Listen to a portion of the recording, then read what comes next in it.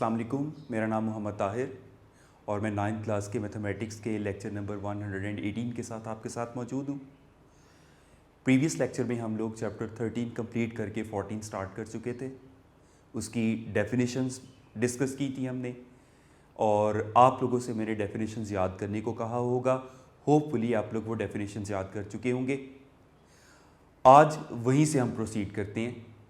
सबसे पहले तो मैं इसके जो स्मार्ट सिलेबस के मुताबिक जो क्वेश्चंस बनते हैं वो टारगेट करके हम साइड पे लिखते हैं ताकि हमें आइडिया हो कि व्हाट टू डू। तो इसमें रिव्यू एक्सरसाइज 14 इसका क्वेश्चन नंबर 2, 3, 5 एंड 6 हमें करनी है। Before doing the statements of the theorem मैं क्वेश्चन नंबर 2 पहले डिस्कस कर रहा हूं। तो रिव्यू एक्सरसाइज के क्वेश्चन नंबर 2 में डिफाइन द फॉलोइंग टर्म्स हैं जो कि हम प्रीवियस लेक्चर में कर चुके थे। तो ये यूनिट 14 है, रेशो एंड प्रोपोर्शन के थ्योरम्स है इसमें।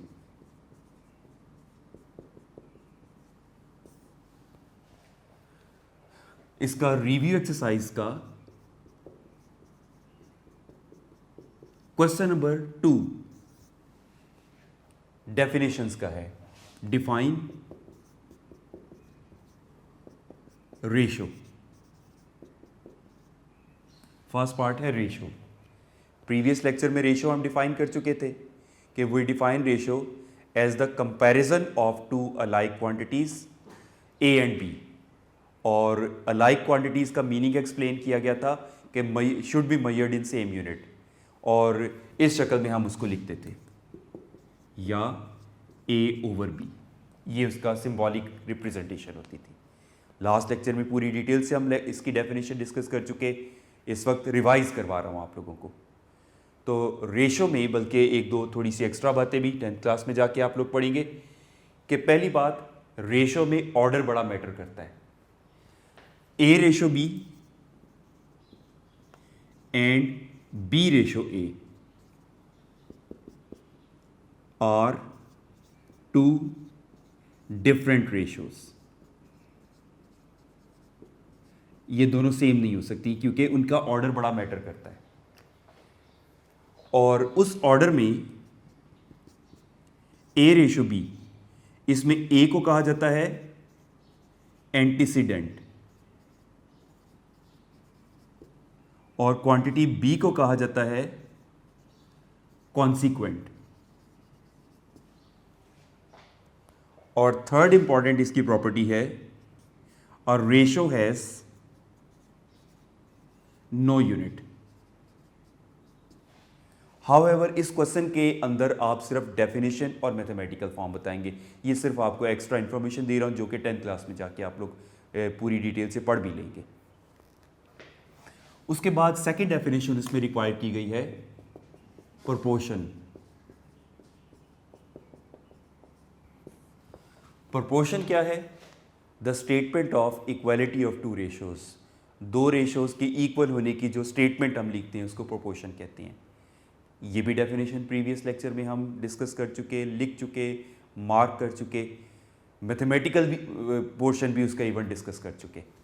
तो वही बात, इफ टू रेशोज हैं A रेशो B और C रेशो D, इनमें प्रोपोर्शन को हम यूं भी शो कर सकते हैं और 4 डॉट्स के साथ भी शो कर सकते हैं। तो टू रेशोज की इक्वालिटी की स्टेटमेंट को प्रोपोर्शन कहा जाता है। प्रोपोर्शन में भी साइड्स वाले दो नंबर्स को एक्सट्रीम्स कहा जाता है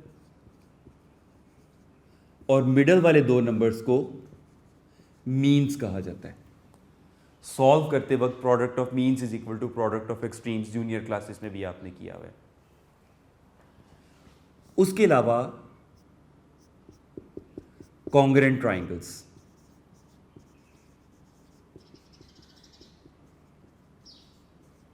ये डेफिनेशन हम चैप्टर 10 में पढ़ चुके हैं, लेकिन यहां दोबारा पूछ ली गई है। तो डजेंट मैटर, हम जब पेपर के लिए प्रिपेयर करेंगे तो हम 10 चैप्टर वाली कर सकते हैं।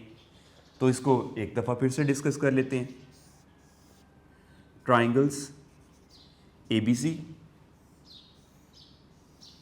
Triangle DEF। तो कॉन्ग्रेंट ट्राइंगल्स कब होती थी?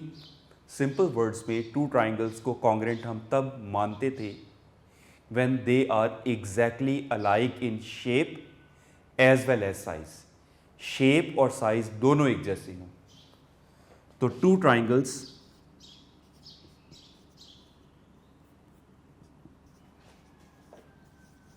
ABC and DEF are said to be congruent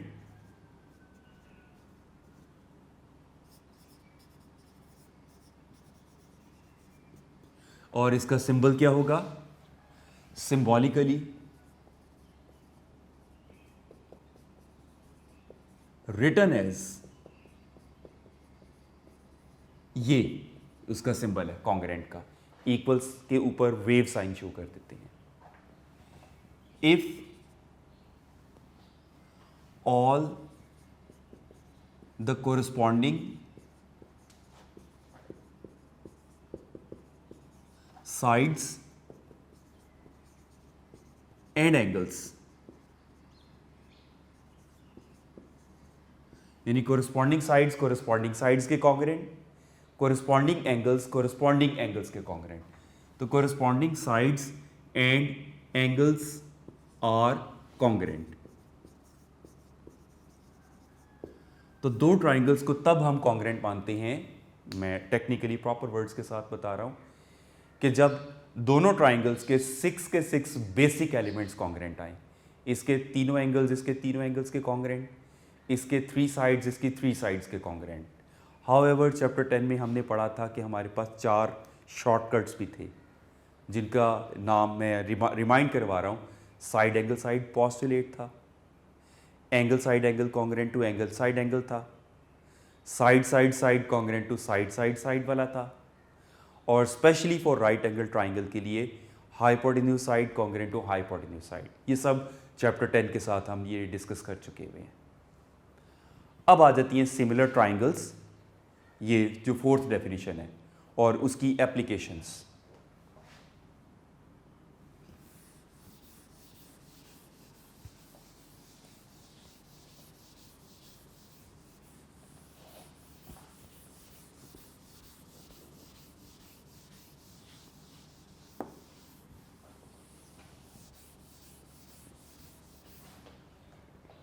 similar triangles क्या थी? ये फोर्थ डेफिनेशन थी। सिमिलर ट्राइंगल्स प्रीवियस लेक्चर में हम डिस्कस भी कर चुके हैं, लेकिन इसकी रिवीजन जरूरी है क्योंकि साथ हमने एप्लीकेशंस भी इसकी डिस्कस करनी है। फिगर से एक्सप्लेन कर रहा हूं कि टू ट्राइंगल्स को हम सिमिलर तब कह सकते हैं कि जब वो एग्जैक्टली अलाइक इन शेप हो, लेकिन उनके साइज में फर्क हो सकता है। ट्राइंगल ABC, ट्राइंगल DEF, इसके तीनों एंगल्स तो डेफिनेटली कॉन्ग्रेंट होंगे। एंगल A कॉन्ग्रेंट होगा एंगल D के, angle B congruent to angle E, and angle C congruent to angle F। लेकिन उनकी साइड्स कॉन्ग्रेंट होना जरूरी नहीं है। अगर वो कॉन्ग्रेंट नहीं है, लेकिन एक स्पेशल फीचर जरूर होगा कि उनकी साइड्स प्रोपोर्शनल होंगी, उनकी साइड्स में रेशो इक्वल होगी। यानी जो रेशो इन दो साइड्स में है, वही रेशो इन दो साइड्स में होगी, और वही रेशो इन दो साइड्स में होगी। तो डेफिनेशन इसकी बनती है, two triangles ABC and DEF are said to be similar, और इनका सिंबल क्या होगा? सिंबॉलिकली रिटन एज ये सिंबल जस्ट वेव साइन, जो कॉन्ग्रेंट के लिए हम ऊपर डालते थे ना इक्वल के, तो जस्ट वेव साइन इसका सिमिलर ट्राइंगल्स के लिए सिंबल होगा. If they are equiangular का मतलब measure of their corresponding angles are congruent, and the measures of their corresponding sides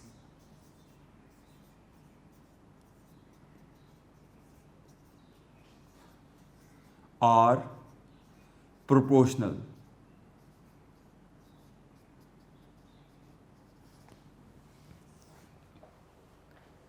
तो कुछ साल पहले पेपर में एक बड़ा हिडन सा क्वेश्चन है बुक में, वो एज शॉर्ट क्वेश्चन पेपर में आ गया था. वो क्या था? राइट द एप्लीकेशंस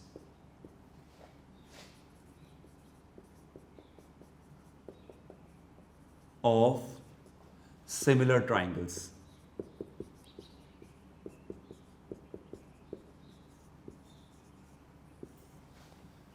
तो बेटा सिमिलर ट्राइंगल्स की एप्लीकेशन हमेशा वहाँ पर होती है जहाँ पर हम एनलार्जमेंट और रिड्यूसमेंट को देखते हैं. फोटोग्राफर्स या फोटोग्राफी करते वक्त मैनी टाइम्स आपने देखा होगा कि अब तो खैर जो आप लोग कैमरास में पिक्चर्स लेते हैं वो तो डायरेक्ट मेमोरी कार्ड या उसकी मेमोरी में सेव हो जाती हैं. पहले जो पुराने कैमरास होते थे उनके लिए ना उसकी बैक साइड पे रील पर एक नेगेटिव होता था, उस पर उसका प्रिंट आता था, फिर उसको प्रिंट को डेवलप करके फिर उसके ऊपर पिक्चर पर बनाया जाता था. वही काम अब एक मशीन कर देती है जो डेवलपिंग प्रिंटिंग मशीन करती है. और उस मशीन के अंदर ऑप्शंस होती हैं कि हम किसी भी साइज़ की वो पिक्चर को प्रिंट करवा सकते हैं या साइज़ के मुताबिक हम उसको एडजस्ट करवा सकते हैं. सेम पिक्चर होती है, एक पर्सन की पिक्चर है, उसी पिक्चर को हम पासपोर्ट साइज़ में भी देखते हैं और उसी पिक्चर को हम पोर्ट्रेट साइज़ में भी देखते हैं, दरमियान वाले पोस्ट कार्ड साइज़ में भी देख सकते हैं. तो हर साइज़ में वो पिक्चर बनाई जा सकती है, पेपर पर प्रिंट लिया जा सकता है. इसी तरह आप लोगों ने फ़ोटोकॉपी अक्सर करवाई होगी, तो फ़ोटोकॉपी में भी ऐसा होता है कि समटाइम्स अगर बहुत बारीक लिखा हुआ है तो हम उसको एनलार्ज करके लिख देते हैं. समटाइम्स पेज बहुत बड़ा आ रहा होता है, हम उसको ज़रा छोटी कॉम्पैक्ट प्लेस पर करना चाहते हैं, रिड्यूस कर लेते हैं. तो सेम इमेज का एनलार्जमेंट या रिड्यूसमेंट कर लेते हैं.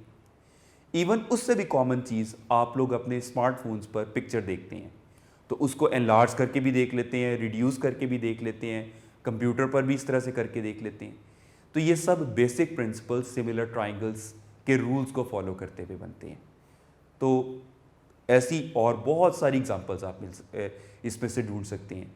इंजीनियर्स होते हैं, डेफिनेटली किसी चीज़ का पहले एक लेआउट प्लान बनाते हैं. एक बिल्डिंग अगर उन्होंने बनानी है तो बिल्डिंग बनाने से पहले बिल्डिंग का लेआउट प्लान बनाते हैं. तो वो सारी की सारी बिल्डिंग का एक तरह मैप होता है ना. अब वो बिल्डिंग के साइज़ का तो नहीं मैप बनाएंगे, बिल्डिंग के साइज़ की वो मैप या पिक्चर जो भी समझ लें या मॉडल बनाते हैं अगर, तो वो बिल्डिंग के साइज़ का तो नहीं बनाएंगे, बिल्कुल उस मॉडल जैसी बिल्डिंग बनाते हैं. वो मॉडल छोटा सा एक टेबल पर रखा हुआ होता है, जबकि बिल्डिंग एक खासी बड़े एरिया तक आ जाती है. तो ऐसी बहुत सारी एग्जांपल्स आप सिमिलर ट्राइंगल्स के तौर पर ऐड कर सकते हैं. आपके नोट्स में ये सिमिलर ट्राइंगल्स की एप्लीकेशन का क्वेश्चन एडेड है, वो इसमें प्रॉपरली मौजूद है. अब हम स्टडी करते हैं इसके थ्योरम्स की स्टेटमेंट्स, जो कि कोई ज़रूरी नहीं है, लेकिन जो क्वेश्चंस हम करने वाले हैं आपको समझ ही उन स्टेटमेंट्स के बाद आएंगे. अगर आप लोगों ने वो स्टेटमेंट्स ना की होंगी आपको वो क्वेश्चंस ही नहीं समझ आ पाएंगे. तो इसलिए हम थ्योरम्स की स्टेटमेंट्स को स्टडी करेंगे.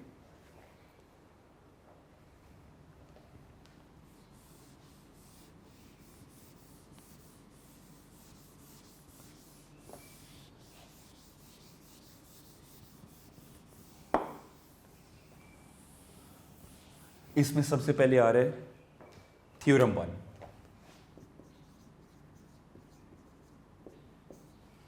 और थ्योरम 1 की स्टेटमेंट है a line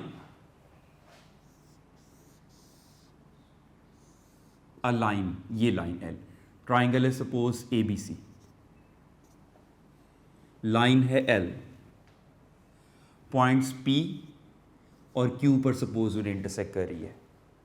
a line which is parallel to one side of a triangle and intersect other two sides divides them proportionally. यानी ऐसी लाइन जो ट्राइंगल की एक साइड के पैरेलल है और बाकी दो साइडों में से पास कर रही है, इंटरसेक्ट कर रही है, तो वो उन्हें यूं इंटरसेक्ट कर रही होगी कि उनको इक्वल रेशियो में डिवाइड कर रही होगी, प्रोपोर्शनली डिवाइड कर रही होगी. ठीक है. तो a line which is parallel to one side of a triangle and intersecting other two sides. क्या करेगी? Divides them proportionally.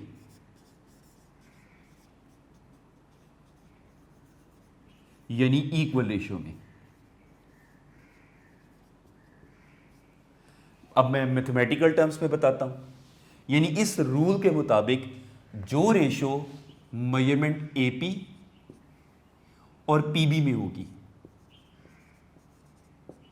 एग्जैक्ट वही रेशियो मेजरमेंट AQ और मेजरमेंट QC में होगी. ये तो मेन और ओरिजिनल इसका स्टेटमेंट के मुताबिक बन गया. लेकिन इसकी कुछ करोलरीज भी हैं, इसकी फर्दर डिडक्शंस भी हैं. मेन तो यही हुआ ना कि जो रेशियो AP और PB में है, एग्जैक्ट वही रेशियो AQ और QC में. लेकिन ये रेशो अदर फॉर्म में भी, ये स्टेटमेंट अदर फॉर्म में भी यूज हो सकती है कि जो रेशो मेजरमेंट AP और AB में है, AP और AB में है, एग्जैक्ट वही रेशो AQ और AC में होगी.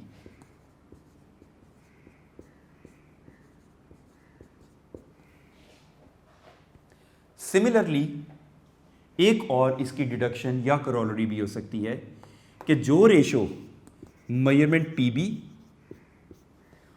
और मेजरमेंट AB में है, एग्जैक्ट वही रेशो मेजरमेंट QC और मेजरमेंट AC में भी होगी. Same ratio. तो मेन रूल नो डाउट इससे रिलेटेड है जो हमने पहले किया, लेकिन हम अदर फॉर्म्स में भी इसको यूज कर सकते हैं. This is statement for theorem 1. Theorem 2 इसका कन्वर्स है कि अ लाइन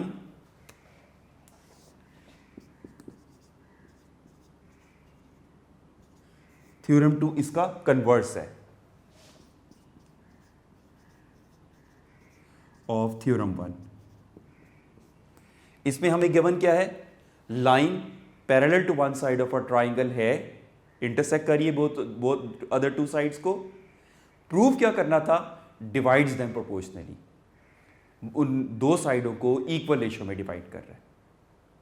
अब कन्वर्स में क्या गिवन होगा? कि a line which intersects the two sides of a triangle in equal ratio या same ratio is parallel to third side. यानी इक्वल रेशियो अब की बार गिवन होगी और थर्ड साइड के पैरेलल आपको प्रूव करना होगा. ट्राइंगल ABC है, ये DE होगा, तो इक्वल रेशियो आपको गिवन होगी, तो प्रूव ये करना होगा कि थर्ड साइड के पैरेलल है. A line intersecting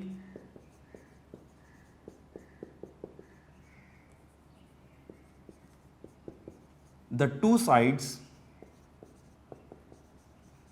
of a triangle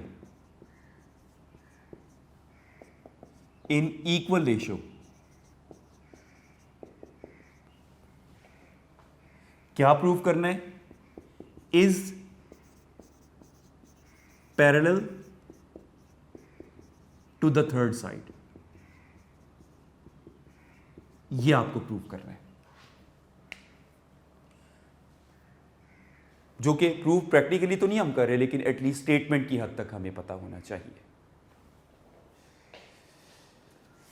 उसके बाद थ्योरम 3 की स्टेटमेंट है,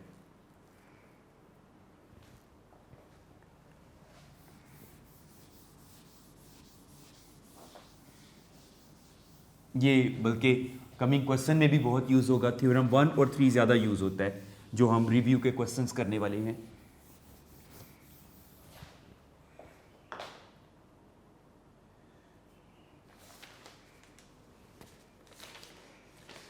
थ्योरम 3 की स्टेटमेंट है,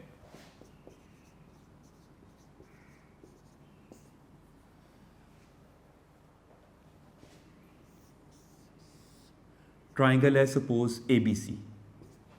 मैं पहले ना उसको थोड़ा स्ट्रक्चर वाइज पहले बता दूं, फिर प्रॉपर स्टेटमेंट बाद में बताता हूं।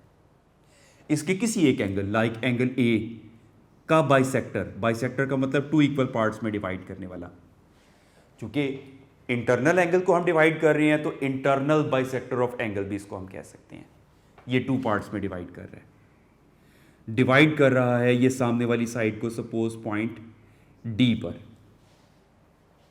तो the internal bisector of angle of a triangle divides the side opposite to it in the ratio of the sides containing that angle. यानी किसी ट्राइंगल के एंगल का इंटरनल बाइसेक्टर सामने वाली साइड को 2 हिस्सों में डिवाइड तो कर रहा है, लेकिन उन 2 हिस्सों में भी एग्जैक्ट वही रेशियो होगी जो उस एंगल को कंटेन करने वाली साइड्स में होगी, उस एंगल की आर्म्स वाली साइड्स में होगी। यानी जो रेशियो AB और AC में होगी, सेम रेशियो BD और DC में होगी। I repeat the statement. The internal bisector of angle of a triangle divides the side opposite to it, सामने वाली साइड को, in the ratio of the sides containing that angle. Proper words में the internal bisector of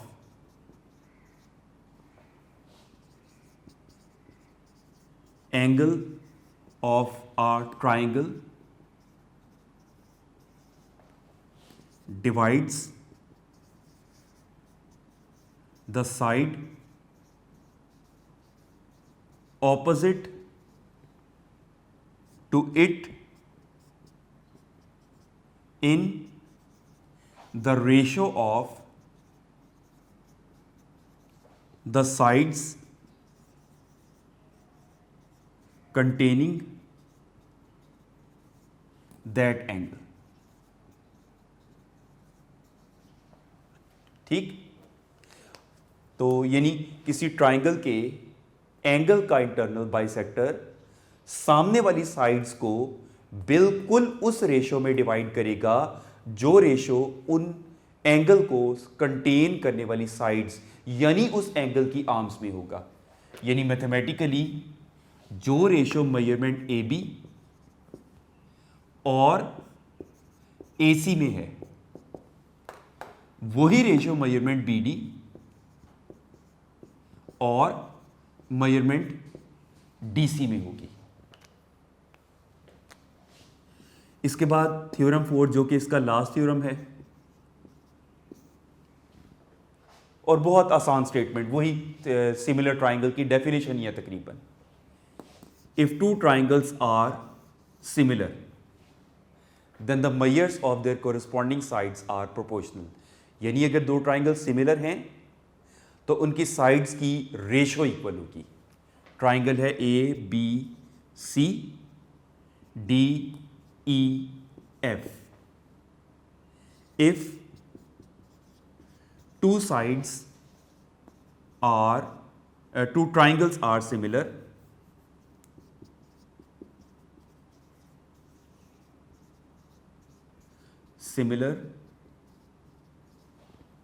then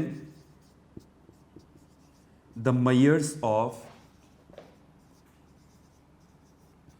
their corresponding sides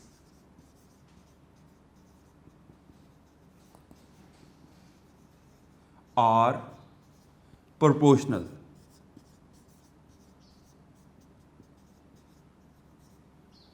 तो ये रही इस theorem की, इस चैप्टर के थ्योरम्स की स्टेटमेंट्स। अब हम रिव्यू एक्सरसाइज के क्वेश्चंस, जो कि क्वेश्चन नंबर 2 हम ऑलरेडी कर चुके हैं, डेफिनेशंस वाला था। क्वेश्चन नंबर 3, 5 और 6 करेंगे अब हम। हाँ जी, इसकी रिव्यू एक्सरसाइज का क्वेश्चन नंबर 3 और क्वेश्चन है, ट्राइंगल बनी हुई है, ट्राइंगल एल एम एन और line segment P Q intersect कर रहा है और स्टेटमेंट हमें गिवन है, in triangle L M N shown in the figure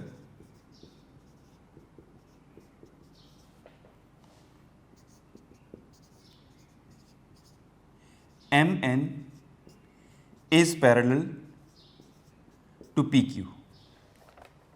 ये हमें गिवन है। तो फर्स्ट पार्ट में रिक्वायर्ड है, if measurement L M 5 centimetre, measurement L P 2.5 centimetre, measurement L Q 2.3 centimetre, then find क्या करना है हमें, measurement L M, L N required है। तो इसका डेटा बनाते हैं। Measurement L M 5 centimetre, measurement यानी एल एम 5 सेंटीमीटर है, तो मेजरमेंट एल पी ये 2.5 सेंटीमीटर है, फिर मेजरमेंट एल क्यू 2.3 है और रिक्वायर्ड है measurement L N.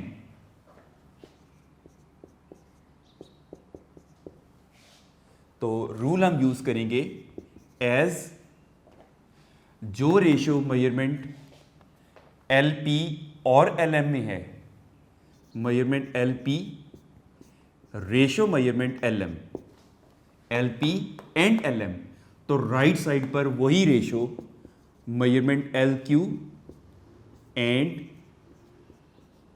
L N में होगी।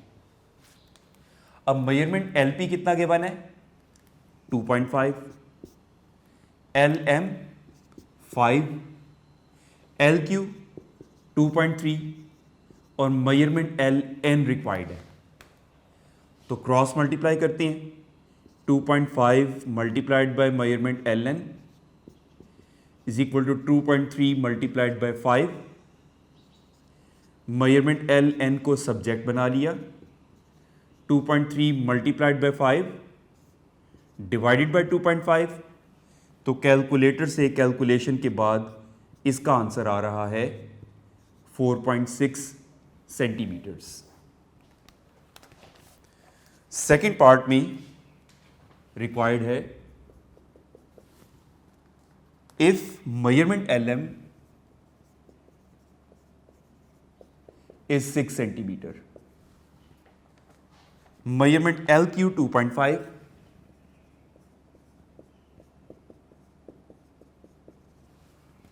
उसके अलावा measurement Q N is 5 centimetre, then find करना है आपको मेजरमेंट एल पी। इसका भी डेटा बनाएंगे, जरा आसानी से समझ आ जाता है। As measurement L M 6 centimetre, L Q 2.5 centimetre, measurement Q N 5 centimetre, तो मेजरमेंट एल पी रिक्वायर्ड है। अब फिगर से देखें, एल एम वो गिवन है हमें 6 centimetre, L Q 2.5 centimetre, Q N 5 centimetre. तो पहले हम एल एन फाइंड करेंगे। नाउ मेजरमेंट एल एन वो एल क्यू और क्यू एन का सम होगा, और वो आ रहा है 2.5 प्लस 5 मीन्स 7.5 सेंटीमीटर। अब हम अपनी कंसर्न रेशियो पर आते हैं। एलपी रिक्वायर्ड है, तो जो रेशियो मेजरमेंट एलपी और एलएम में है वही रेशियो मेजरमेंट एलक्यू और एलएन में होगी। तो as measurement LP ratio measurement LM, क्योंकि एलएम की वैल्यू गिवन है, will be same as measurement LQ ratio measurement LN. LP required है, एलएम 6, एलक्यू 2.5 और एलएन अभी अभी फाइंड किया 7.5। मेजरमेंट एलपी को सब्जेक्ट बना लेंगे तो वो होगा 2.5 मल्टीप्लाइड बाई 6 ओवर 7.5, ये 3 सर 3 2 सर। तो measurement LP is proved to be 2 centimetre. तो इस तरह ये क्वेश्चन हमारा कंप्लीट हुआ। रिमेनिंग क्वेश्चंस जो हैं वो थ्योरम जो हमने 3 किया था उससे रेलिवेंट है। क्वेश्चन नंबर 5 वो इंशाल्लाह हम नेक्स्ट लेक्चर में करेंगे, और इन क्वेश्चंस की आप लोग साथ साथ प्रैक्टिस जारी रखिएगा। Till then, thank you very much and best of luck.